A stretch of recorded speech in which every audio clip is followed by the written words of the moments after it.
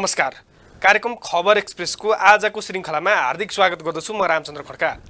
दर्शकहरू, यस कार्यक्रममा हामी देशको राजनीतिक, आर्थिक, सामाजिक, समसामयिक र विभिन्न जल्दा बल्दा विषयहरूमा केन्द्रित भएर कुराकानी गर्ने गर्दछौँ। यसै सन्दर्भमा आज हामी विद्युत नियमन आयोगको विषयमा विशेष कुराकानी गर्नेछौँ। कुराकानीका लागि आयोगका अध्यक्ष दिल्ली बहादुर सिंह उपस्थित भइसक्नु भएको छ। उहाँलाई कार्यक्रममा स्वागत गरौँ। माननीयज्यू, स्वागत छ यहाँलाई। धन्यवाद। के छ, आराम हुनुहुन्छ? ठिकै छ। यो विद्युत नियमन आयोगको आवश्यकता किन पर्यो सर? प्रश्न पार्दिनुहोस् न। विद्युत सेक्टरमा काम गर्ने इन्स्टिट्युसनहरू धेरै नै छन्। हजुर।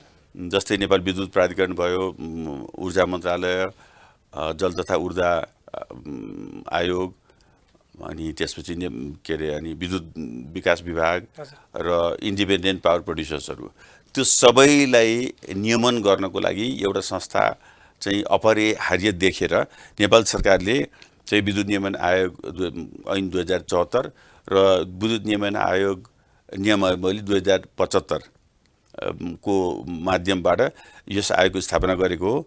र यसको विशेष कुराहरू गर्नुपर्दाखेरि चाहिँ विद्युत क्षेत्रलाई थप प्रभावकारी एवं सुदृढ बनाउन, विद्युत उत्पादन, प्रसारण, वितरण तथा व्यापारलाई सरल र नियमित बनाउन, पारदर्शी बनाई विद्युतको माग र आपूर्तिबीच सन्तुलन कायम गर्न, विद्युत महसुल नियमन गर्न, विद्युत उपभोक्ताको हक हित सुरक्षित गर्न, विद्युतको बजारलाई प्रतिस्पर्धात्मक बनाउन, विद्युत सेवालाई भरपर्दो, सर्वसुलभ, गुणस्तरयुक्त र सुरक्षित बनाउन यस आयोगको स्थापना गरिएको हो।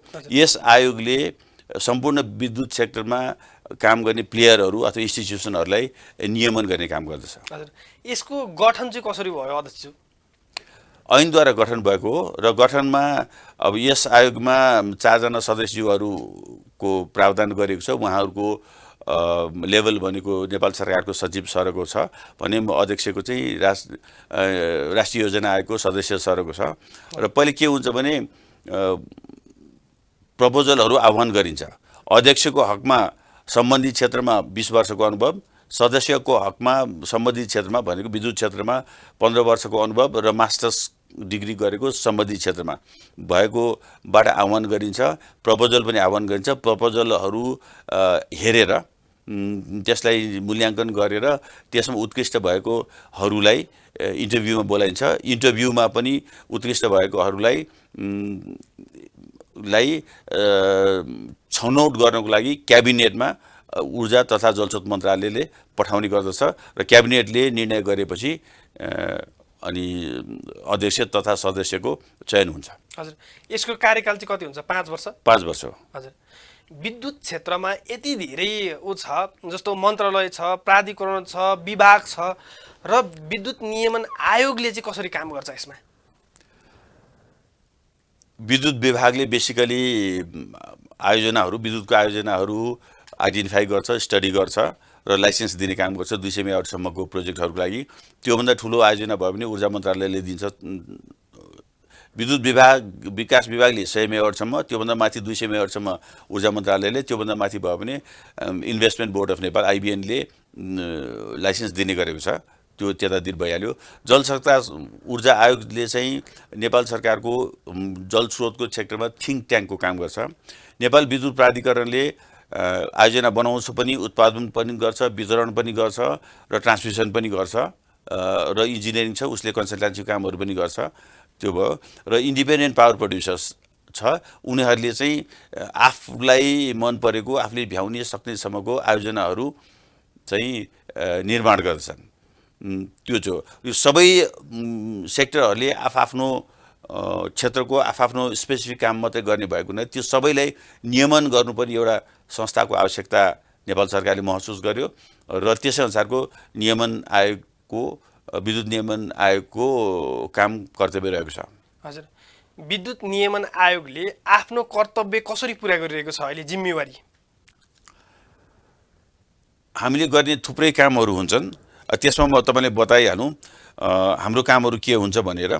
जस्तै ग्रिड संहिता र वितरण संहिता बनाउने, विद्युत सेवाको सञ्चालन तथा मर्मतको स्तर तथा कार्यविधि तयार गरी कार्यान्वयन गर्ने, विद्युत प्रणालीको गुणस्तर तर सुरक्षा स्तरको मापदण्ड बनाई लागू गर्ने, विद्युत खरिद बिक्री दर, उपभोक्ता महसुल दर र प्रसारण तथा वितरण दस्तुर अथवा व्हिलिङ चार्ज भन्छ त्यसलाई निर्धारण गर्ने, विद्युत बजारमा प्रतिस्पर्धा कायम गर्ने, विद्युत सम्बन्धी उपभोक्ताको हक हित संरक्षण गर्ने, अनुमति प्राप्त व्यक्तिको सङ्गठनात्मक क्षमता अभिवृद्धि गरी संस्थागत सुशासन कायम गराउने, विद्युतको उत्पादन प्रसारण वितरण तथा व्यापार सम्बन्धी व्यवस्थाले भरपर्दो तथा प्रभावकारी बनाउनु पर्ने र नेपाल सरकारलाई आवश्यकता परेको खण्डमा अथवा हामीले चाहिँ कुनै नीतिगत रूपले नेपाल सरकारले सो नीति अपनाउनु पर्ने चाहिँ महसुस गरेमा नियमन आयोगले हामी नेपाल सरकारलाई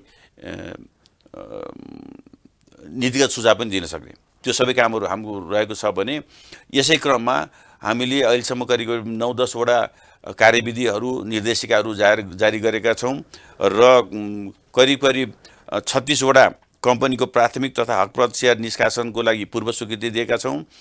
59 वटा कम्पनीको सेयर संरचना परिवर्तनका सम्बन्धी पूर्व स्वीकृति दिएका छौँ भने 6 वटा आयोजनाको विद्युत खरिद बिक्री दर जसलाई पिपिए भन्छ निर्धारण गरी विद्युत खरिद सम्झौतामा सहमति दिएका छन् जुन नेपाल विद्युत प्राधिकरणले गर्छ।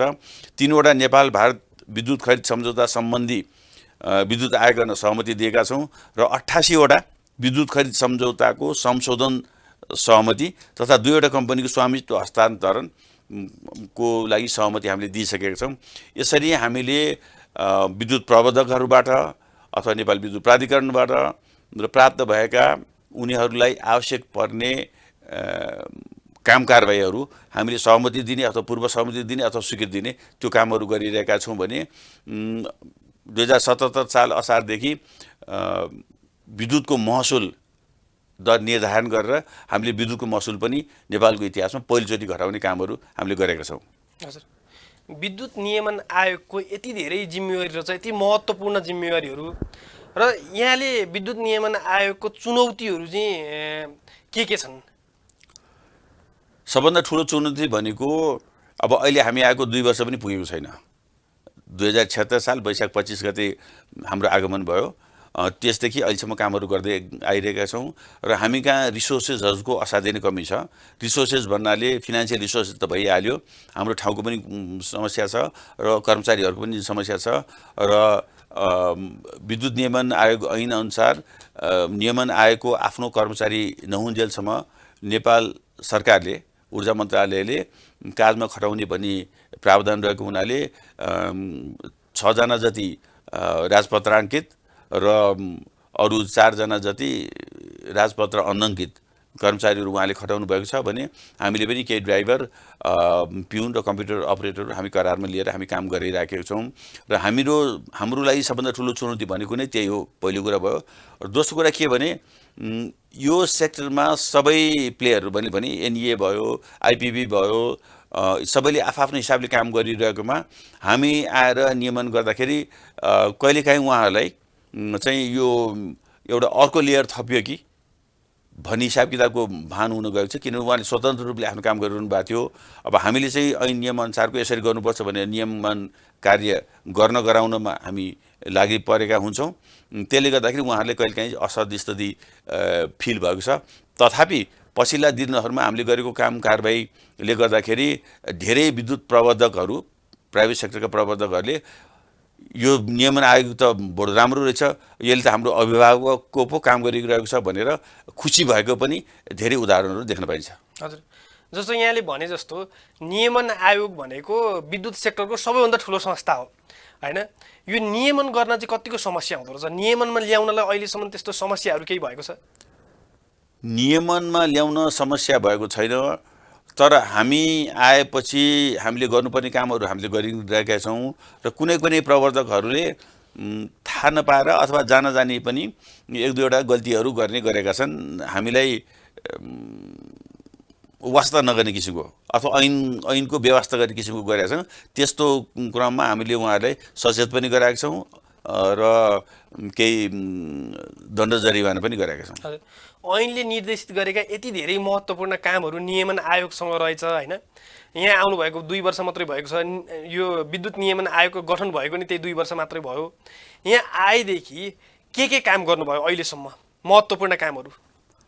मैले अघि पनि भने करिब 6-7 वटा विनियमावलीहरू हामीले बनायौँ, कार्य विनियमावलीहरू बनायौँ अनि हाम्रो ओएनएम सर्वे भन्छ, अर्गनाइजेसन एन्ड म्यानेजमेन्ट सर्वे गराएर त्यसै अनुसारको दरबन्दी र अर्ग्यानोग्राम नेपाल सरकारबाट पास गरायौँ र अब हामी चाहिँ त्यसै अनुसारको प्रशासन सम्बन्धी विनियमावली र आर्थिक प्रशासन सम्बन्धी विनियमावली बनाउने तर्खरमा हामी रहेका छौँ भने धेरै प्रबन्धकहरूको आइपिओ जारी गर्नको लागि स्वीकृति दिएका छौँ, सेयर ट्रान्सफरको लागि स्वीकृति दिएका छौँ, एक्विजिसन मर्जरको लागि स्वीकृति दिएका छौँ अनि विद्युत खरिद बिक्री पिपिएमा सहमति दिएका छौँ।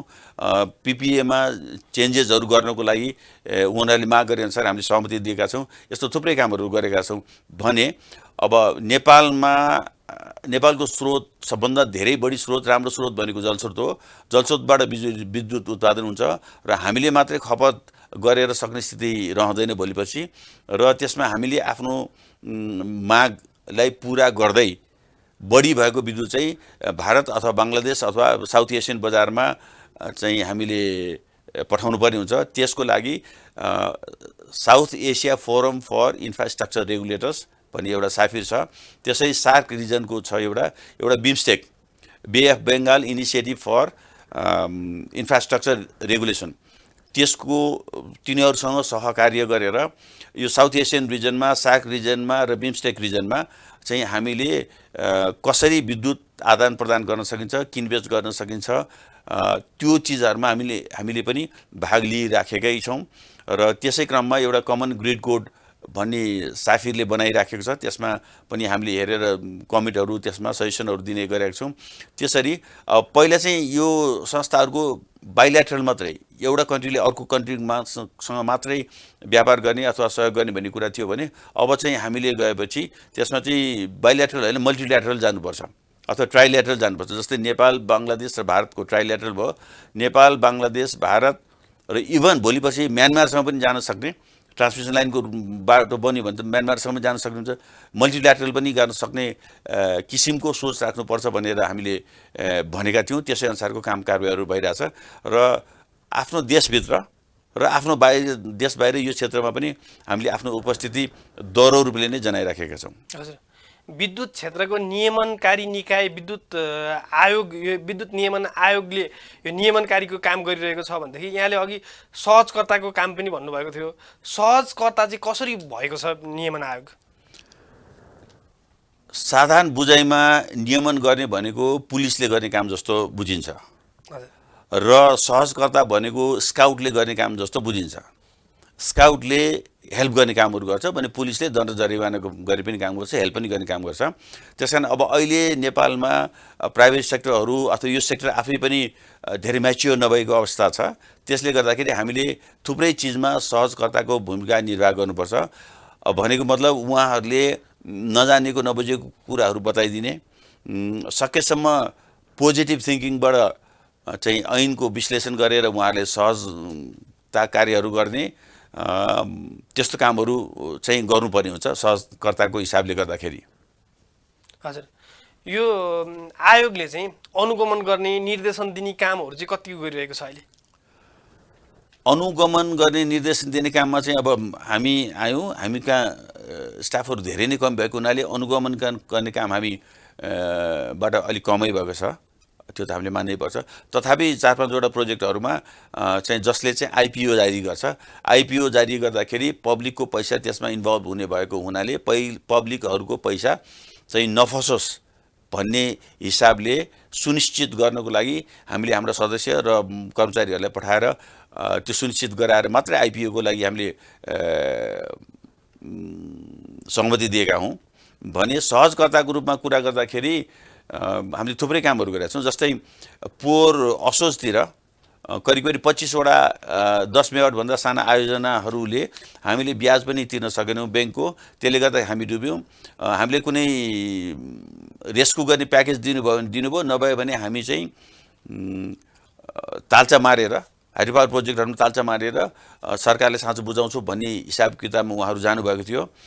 विद्युत विकास विभाग, ऊर्जा मन्त्रालय, प्राधिकरण, अर्थ मन्त्रालय, प्रधानमन्त्रीज्यूको कार्यालय आदिमा गएर उहाँहरू सबै भन्नुभएको छ र त्यसै क्रममा हामी कहाँ पनि आइपुग्नु भयो र हामीले के भन्यो भने पक्ष तपाईँहरूलाई हामी केही हुन त यो हाम्रो डाइरेक्ट रोल होइन, सहजकर्ताको डाइरेक्ट रोल होइन, तैपनि इन्डाइरेक्टली हामी त के गर्न सक्छौँ गर्छौँ भन्ने हामीले भनेका थियौँ। त्यसै अनुरूप मैले राष्ट्र ब्याङ्कका गभर्नरज्यूसँग सल्लाह गरेर यो साह्रै रुग्ण अवस्थामा भएको छ, उनीहरूले 25वटा हाइड्रो पावर प्रोजेक्टहरू बन्द गर्यो भने लोड सेडिङ बढ्ने त भइ नै हाल्यो। त्यसमाथि पनि संसारभरि नै यसको मेसेज के जान्छ भने नेपालको हाइड्रो पावरहरू चाहिँ सस्टेन गर्न सक्दैन रहेछ, त्यस कारण यहाँ लगानी गर्नु हुँदैन भन्ने किसिमको जान्छ। र नेपाल सरकारले 10 वर्षमा 15,000 मेगावाट बनाउने भनी लक्ष्य राखेको छ। त्यसमा 95% भन्दा बढी नै विदेशी इन्भेस्टमेन्टको जरुरत पर्छ र उहाँहरूले यो चिज देख्न साथै इन्भेस्टमेन्ट आउने कुरो त हुँदै भएन। त्यसले गर्दाखेरि हामीले धेरै नै सेटब्याक हुन्छ भनेर गभर्नरज्यूसँग मैले चाहिँ गएर भेटेँ, छलफल गरेँ र उहाँले के भन्नुभयो भने तपाईँ रिफाइनेन्सिङको कुरा गर्न आउनुभएको छ भने आयोगबाट डिसिजन गरेर मैले चिठी पठाउन सक्नुहुन्छ भन्नुभयो। मैले सक्छु भनेर आयोगबाट डिसिजन गरेर चिठी पठायौँ। हामीले माग के गरेका थियौँ भने 3% ब्याज दरमा ब्याङ्कको लोन नतिरुन्जेलसम्म त्यस्ता रुग्ण आयोजनाहरूलाई रिफाइनेन्सिङको व्यवस्था गरिदिन हुन भनेर हामीले माग गरेका थियौँ।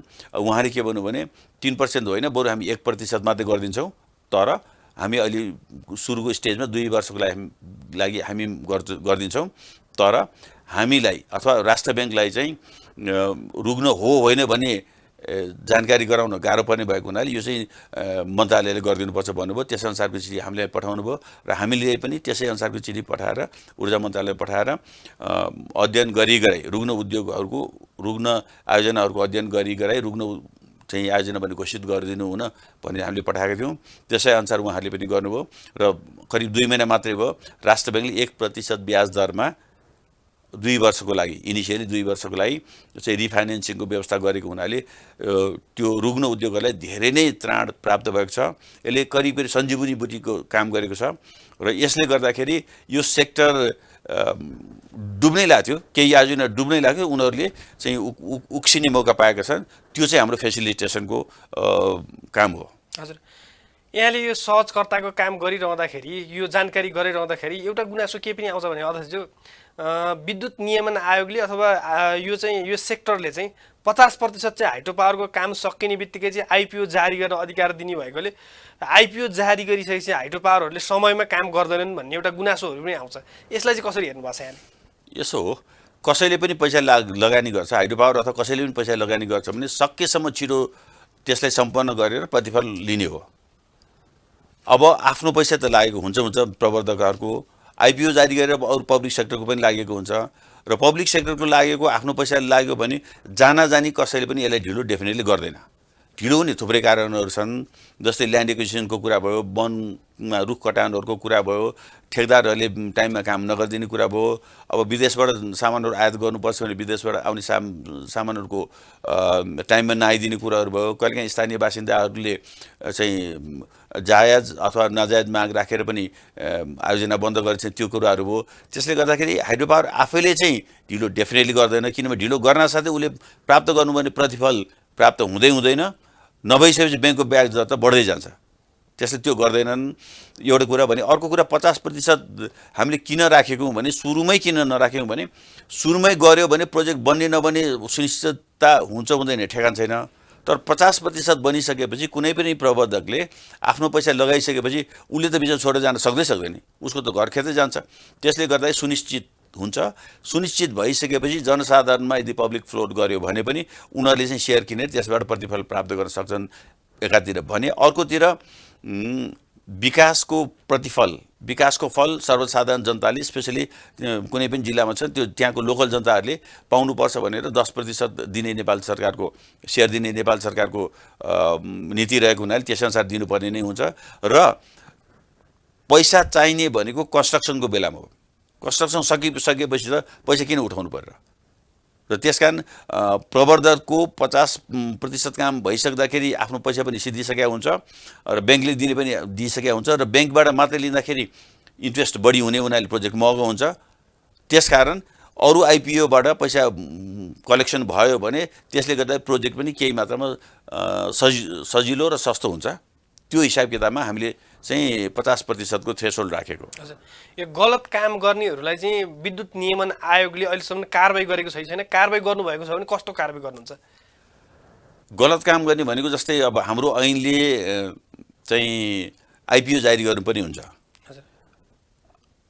आइपिओ जारी गर्नको लागि सर्टेनहरू फर्मेट हुन्छ, त्यो अनुसार हामीसँग स्वीकृति लिनुपर्ने हुन्छ र हामीसँग स्वीकृति लिएर पनि 1.5 वर्षसम्म आइपिओ जारी नगरिकनै बसिरहेको हुन्छ र अरू मान्छेसँग पैसा उठाएर आयोजनामा राखेको हुन्छ।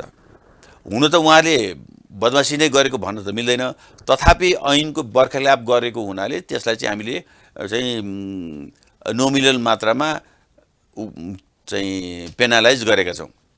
भने अब कसैले हामीलाई सरसल्लाह नै नगरिकन हामी निवेदनै नदिकन आफैले शेयर संरचना परिवर्तन गरेको पनि उदाहरण छ। त्यसले गर्दाखेरि हामी यहाँ आएका छौँ विद्युत नियमन आयोग ऐन 2074 र नियम ऐन 2075 अनुसारको उहाँहरूले हामीसँग स्वीकृति लिनुपर्ने भएको हुनाले यो गर्नुपर्ने अत्यावश्यक छ। अबदेखि यस्तो नहोस् भन्ने उहाँलाई पनि केही मात्रामा हामीले दण्ड जरिवाना गरेका छौँ। हजुर, तपाईसँग जिल्ला न्यायाधीशको बराबर अधिकार तपाईसँग छ हैन? यो चाहिँ उपभोक्ताहरूलाई चाहिँ काहीँ अन्याय भयो भनेर कुनै गुनासोहरू लिएर तपाईँहरूसँग उजुरी लिएर कतिको आउनुहुन्छ र त्यो उजुरीको सुनवाई कसरी गर्नुहुन्छ तपाईँहरू? यसमा दुई किसिमको छ। एउटा विवाद भयो भने पनि हामी कहाँ आउने हो। विवाद भनेको जस्तै नेपाल विद्युत प्राधिकरण र एउटा कुनै आयोजना र अर्को आयोजना र जसले चाहिँ विद्युत उत्पादनको लाइसेन्स लिएको हुन्छ, अनुमति पत्र लिएको हुन्छ, उनीहरू बिचमा पनि विवाद भयो भने विवाद समाधानको तर्फबाट हामी कहाँ आउनुपर्ने हुन्छ। त्यसको सर्टेन प्रक्रिया छ। प्रक्रिया अनुसार हामी कहाँ आयो भने त्यसको चाहिँ निरूपण हामीले गर्छौँ भने अहिलेसम्म त्यो स्थिति आइसकेको स्थिति छैन, पहिलो कुरो। दोस्रो कुरो, जस्तै जुम्लामा एकजना व्यक्ति करेन्ट लागेर मृत्यु भएछ उहाँको, त्यसले क्षतिपूर्तिको माग गरेर चाहिँ विद्युत प्राधिकरणमा दिएको रहेछ। त्यहाँबाट उसले नपाइसकेपछि हामी कहाँ उजुरी गर्नुभयो अनि हामीले विद्युत प्राधिकरणलाई लेखेर पठायौँ। विद्युत प्राधिकरणले चाहिँ त्यो केही वर्ष पहिले नै त्यो चाहिँ यो प्राइभेट सेक्टरलाई लिजमा दिइसकेको रहेछ त्यहाँ। अनि त्यसै अनुसारको हामीसँग जवाफ आइसकेपछि हामी त्यहाँको सिडिओ कार्यालयमा चाहिँ लेखेर पठाएर उसको क्षतिपूर्तिको बन्दोबस्त गरिदिनुको लागि हामी लेखेर पठाएका छौँ।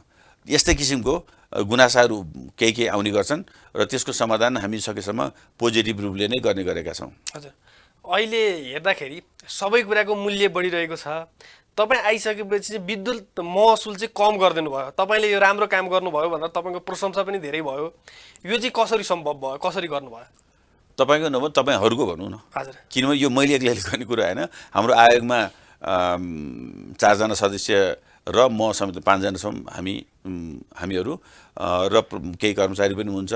अनि हामीले नेपाल विद्युत प्राधिकरणले पोहोर विद्युतको महसुल निर्धारण गरी पाऊँ भन्ने निवेदन दिएको थियो र उहाँले माग गर्दाखेरि 15% एभरेजमा बढाउने भनी माग गर्नुभएको थियो र डेडिकेटेड लाइनको सम्बन्धमा पनि उहाँले 15% चाहिँ लेभी गर्नु, एक्स्ट्रा लेभी चार्ज गर्नुपर्छ भन्ने उहाँहरूको माग थियो र लोड सेडिङ समाप्त भइसकेको परिस्थितिमा डेडिकेटेडको आवश्यकता पर्दैन भनेर हामीलाई लागेको थियो। त्यसकारण हामीले डेडिकेटेड लाइनको चाहिँ त्यो कन्सेप्ट नै हटाइदियौँ हामीले। There is no dedicated line these days, एउटा भयो।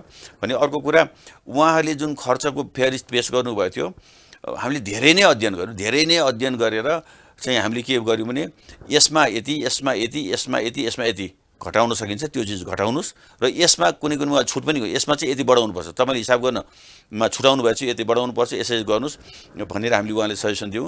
र हामी आएर हाम्रो निर्णयले गर्दाखेरि यदि प्राधिकरण घाटामा गयो भने यो ऐतिहासिक गल्ती हामीबाट हुन जान्छ, त्यो क्षम्य हुँदैन। त्यसले गर्दाखेरि हामी अत्यन्तै कसियस भएर हरेक चिज हामीले हेरेर हिसाब गरेर चाहिँ हिसाब निकाल्यौँ। तथापि अब प्राधिकरण भनेको नेपाल सरकारको 100% लगानी भएको संस्था हो। त्यस संस्थाले यदि फाइदा गर्छ, मुनाफा गर्छ भने नेपाल सरकारले डिभिडेन्ड लिनुको सट्टा कोभिड-19ले थिलो पारेको यो बेलामा जनसाधारणमा अलिकति भए पनि राहत पाउने किसिमको चाहिँ निर्णय हामीले गर्न सक्यौँ भने त्यो राम्रो हुन्छ भन्ने हिसाब किताबले गर्दाखेरि हामीले चाहिँ एभरेजमा 9% घटाउन सफल भयौँ भने कुनै सेक्टरमा 5%, कुनै सेक्टरमा 50%सम्म पनि घटाउँ। जस्तै खानेपानीको क्षेत्रमा, सामुदायिक खानेपानी क्षेत्रमा, सिँचाइ क्षेत्रमा 50% पनि घटाएको अवस्था छ र यसले गर्दाखेरि प्राधिकरणलाई पनि नाफा कायम राख्ने, ताकि उसले भविष्यमा आउने आफ्नो कार्ययोजनालाई कार्यान्वयन गर्न सकोस् भने जनसमुदाय भनेको तपाईँ हामी जस्तो मान्छेहरूले पनि केही न केही राहतको महसुस गर्न सकोस् भन्ने कुरा गऱ्यौँ भने अत्यन्तै विपन्न वर्गका जनसमुदायलाई 5 एम्पियरभन्दा 5 एम्पियरको यदि मिटर उहाँले लिनुभएको छ भने त्यसमा चाहिँ 10 युनिटसम्म विद्युत महसुल चाहिँ फ्री पनि गर्ने गरेका छौँ। त्यसले गर्दा उहाँले युनिट अनुसारको विद्युत महसुल तिर्नु पर्दैन 10 युनिटसम्म, खालि कनेक्सन चार्ज भनेर 30 रुपियाँ मात्रै तिर्नुपर्छ। विद्युत 10 युनिटसम्मको उपयोग गरे बापत चाहिँ पैसा तिर्नु पर्दैन। यो चिज नयाँ चिज इन्ट्रोड्युस हामीले गर्न सफल भयौँ र यसले गर्दाखेरि सबै क्षेत्रबाट यसको स्वागत भएको छ, त्यसमा हामी खुसी नै छौँ। हजुर, यहाँसँग गर्नुपर्ने प्रश्नहरू अझ धेरै बाँकी रहँदै पनि एमसिआरबाट कार्यक्रमको निर्धारित समय सकिएको जानकारी आएको छ। यो व्यस्त समयमा पनि कार्यक्रममा आइदिनु भयो माननीयज्यू, यहाँलाई धेरै धेरै धन्यवाद दिन चाहन्छु। ल यहाँले पनि धेरै धेरै धन्यवाद। हाम्रो नयाँ संस्था भएको हुनाले यस विषयमा धेरैलाई जानकारी नभएको अवस्था छ र यहाँले जानकारी गर्ने मौका दिनुभयो, त्यसलाई फेरि तपाईँ लगायत तपाईँको सम्पूर्ण टिमलाई धन्यवाद छ। हस् दर्शकहरू, कार्यक्रम खबर एक्सप्रेसको आजको निर्धारित समय सकियो। बिदा दिनुहोस्, नमस्कार।